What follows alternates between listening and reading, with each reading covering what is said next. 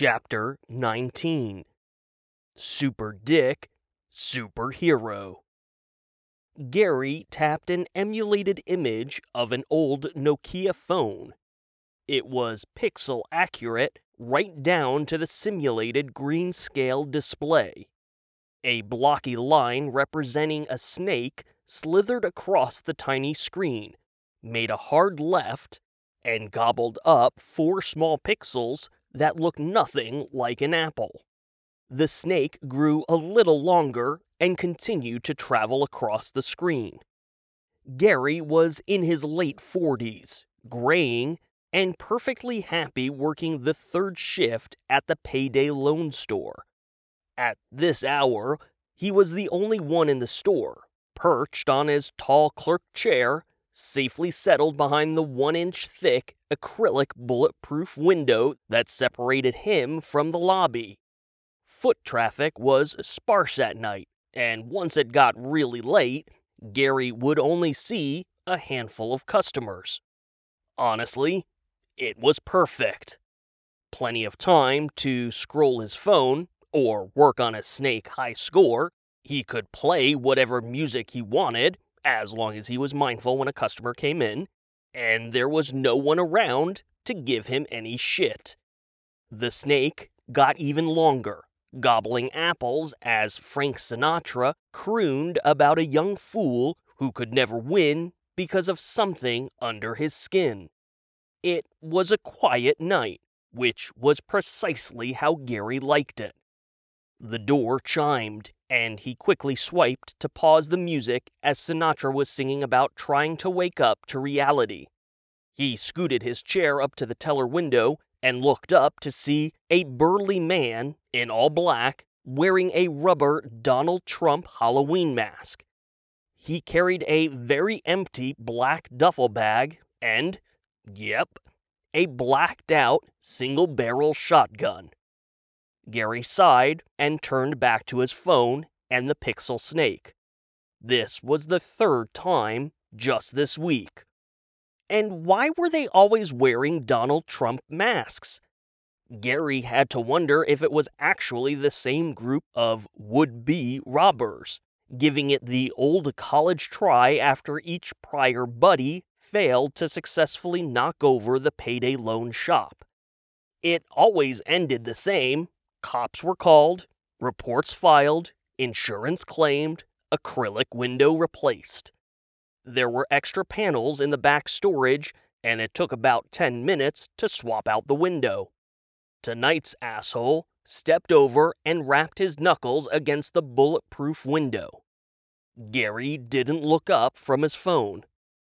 "Fuck off," he said, completely uninterested. "If you leave now, I don't have to call the cops." Gary looked up when he heard something slap against the window. It was a small, gray brick stuck to the middle of the window with a glob of adhesive. A random electrical contraption was stuck into the brick, and a small red light blinked ominously. Outside the movies, Gary had no idea what a real brick of C4 looked like, but he had no doubt that was exactly what he was staring at. "Oh, fuck!" The window was bulletproof, but Gary was pretty sure it wasn't plastic explosive proof. The door chimed again. The asshole in the Donald Trump mask bolted. Gary cursed again and tumbled out of his chair as he tried to dismount, scrambling across the floor for what he hoped was the safety of the back room. After parking underneath the glowing 24-hour Payday loan sign, the monster cock slithered back underneath his pants, and Richard stepped into the store. He wasn't entirely sure what he planned to do. Richard had never taken a Payday loan before, and he wasn't particularly interested in opening an account. He hadn't come with the intention to rob the store, but at the same time, he didn't intend to not rob the store. He had no plan, no thought, and was only focused on the fact that he needed money. The door let out an electronic chime as he entered the store. A man bearing a striking resemblance to Donald Trump shoved past Richard, knocking him sideways. He watched as the man ran into the parking lot. "Run!" Richard turned to the bank of teller windows and saw a clerk stumbling into the rear of the building. Then he noticed the strange gray lump stuck to the teller window and found himself wondering what Donald Trump needed with a shotgun and a duffel bag.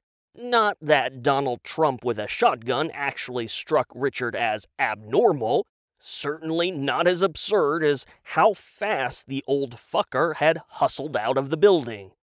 Richard supposed if a ramp wasn't involved, Trump must have had surprising agility. A shockwave ripped through the store as the lump of gray stuck to the teller window erupted in an explosion that split the acrylic window. In the instant between Richard noticing the explosive and questioning Donald Trump's surprising agility, the monster cock sprung into action. Maybe the cock processed the shotgun and duffel bag faster, or maybe it sensed the chemicals inside the explosive, or maybe it just possessed an innate ability to recognize destruction and act in self-preservation. Whatever the case, the monster cock exploded out of Richard's pants and ripped a check-writing counter off the wall, swinging it as a shield just as the C4 detonated. The counter took the brunt of the explosion, cracking in two while still in the tensile grip of the monster cock. The ground shook violently under Richard's feet, and he ducked down, covering his head with his arms. One of the street-facing windows blew out from the shockwave, and something crashed outside. The monster cock released both halves of the check-writing counter, and they hit the ground with a banging clatter. The cock snaked back into Richard's pants as he lowered his arms to survey the wreckage of the payday loan lobby.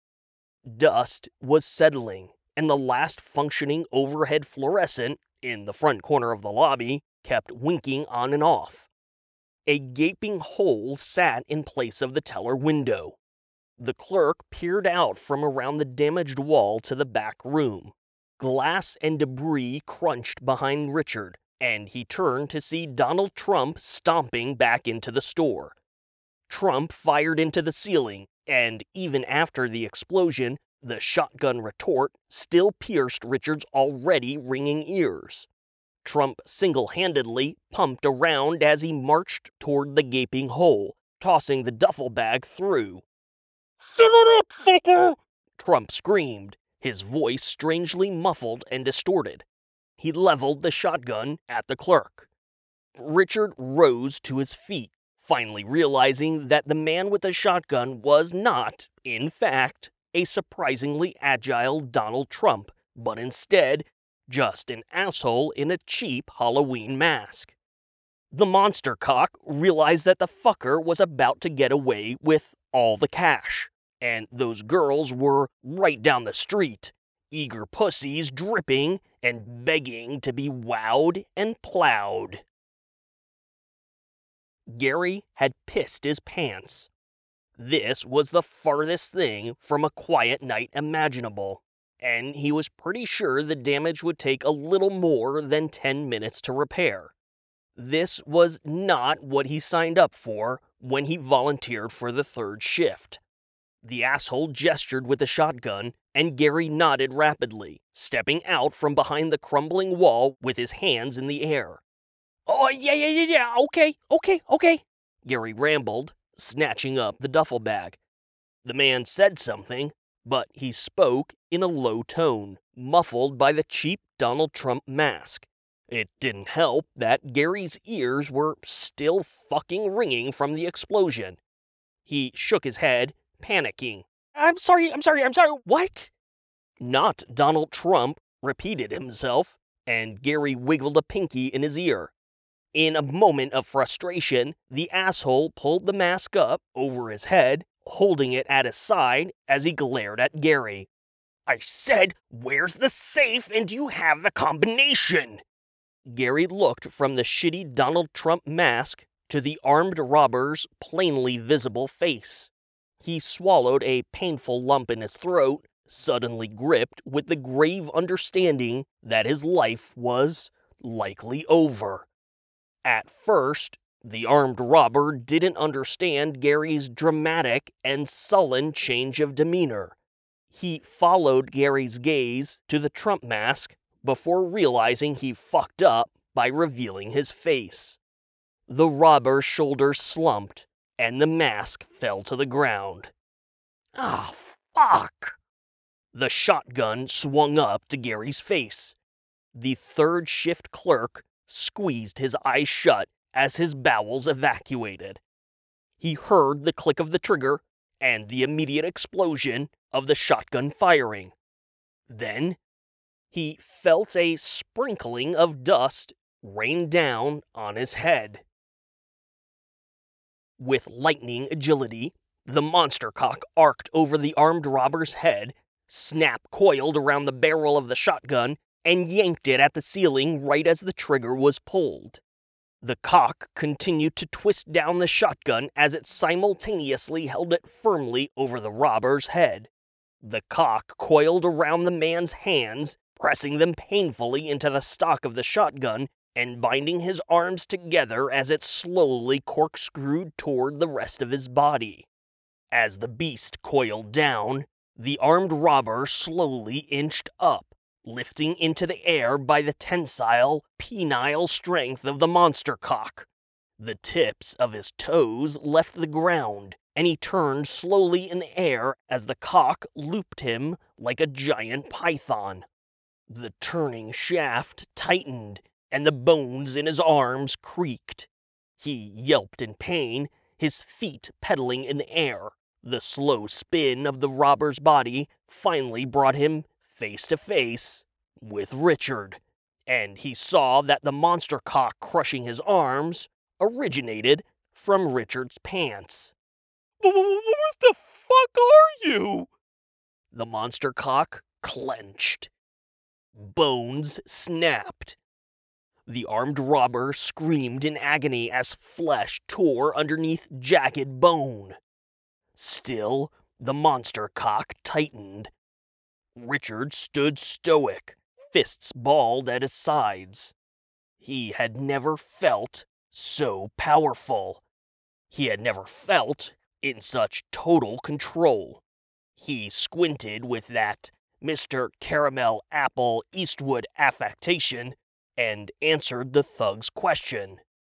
I'm a superhero. The thug blinked through his pain and confusion. What? The monster cock whipped the armed robber up into the ceiling and immediately yanked him down. The shattered bones in his arms were smashed to smaller pieces as the cock repeatedly whipped the thug up and down, slamming him into the ceiling and then the ground over and over and over again. Wham! Wham! Wham! Wham! Wham! Wham! Wham! Skin flayed open. Blood splattered. Gore spilled. In a final, spinning flourish, Richard twisted, and the monster cock hurled the thug into the last intact window. He smashed through the plate glass and bounced across the parking lot like a broken, fucked up rag doll before finally skidding into the middle of the street beyond. Richard peered through the busted window as the thug wheezed and rolled in the distance, trying to get his useless arms to push himself up. Instead, the flesh tubes of shattered bone only elicited cries of agony, and he flopped forward onto a face wrecked so bad that even a cheap Donald Trump Halloween mask wouldn't have improved it. After another excruciating twist, the man managed to haul himself into a sitting position and was immediately run over by a city bus. Richard winced and felt his stomach turn sour. As the monster cock slithered back into his pants, the voiceless whisper pointed out that the fucker probably deserved it, trying to rob a payday loan shop with military-grade explosives. Richard turned around and found the clerk thrusting a very full duffel bag at him. You're Take it, please." The clerk mumbled, dropping the bag to the ground and scooting a wide berth around Richard. I promise I won't tell anyone. Shit, fuck, look, I don't want to die. I don't even like this fucking job. Richard pivoted as the clerk circled around him. When he reached what was left of the main entrance, the clerk hesitated a moment, waiting to see if Richard or the monster cock would make a move.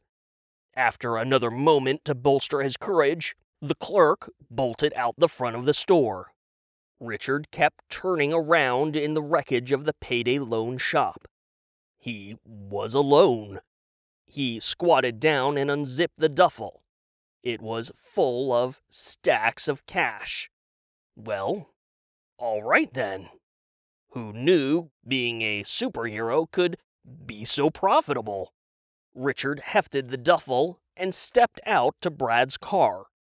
The initial explosion had knocked the large payday loan sign from its post, and it crashed into the back of the Challenger, smashing the rear window, caving in the trunk, and no doubt fucking up the rear suspension. Brad was gonna be pissed. As Richard walked to the driver's side, the monster cock snaked out and rolled the sign off the trunk. Richard tossed the bag into the passenger seat and climbed in, the monster cock slithering in around him. When he pulled out of the parking lot, the rear bumper scraped across the ground, catching the discarded Donald Trump mask. The mask was dragged into the street, and the pavement reduced the cheap rubber to shreds before the mask's remains tumbled free, scattering across the road like so much useless garbage.